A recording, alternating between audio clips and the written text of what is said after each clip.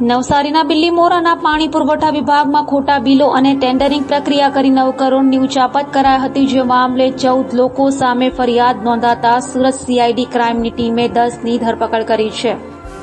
નવસારી જિલ્લાના બિલીમોરાના પાણી પુરવઠા વિભાગના અધિકારીઓની ધરપકડ સુરત સીઆઈડી ક્રાઇમ દ્વારા કરવામાં આવી છે. ક્લાસ 1 અધિકારી, કોન્ટ્રાક્ટર સહિત 10 લોકોની ધરપકડ કરાઈ છે.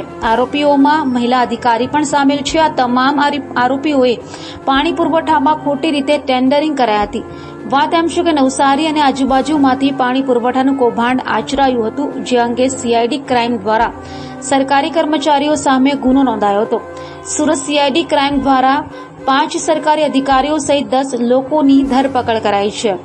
સીઆઈડી ક્રાઇમ દ્વારા એક કાર્યપાલ ઇજનેર, 2 ડેપ્યુટી ઇજનેર, 2 ક્લાર્ક અને 5 હેડ કોન્ટ્રાક્ટરોની ધરપકડ કરાઈ છે, જેઓએ કરોડોની ઉચાપત કરી હતી.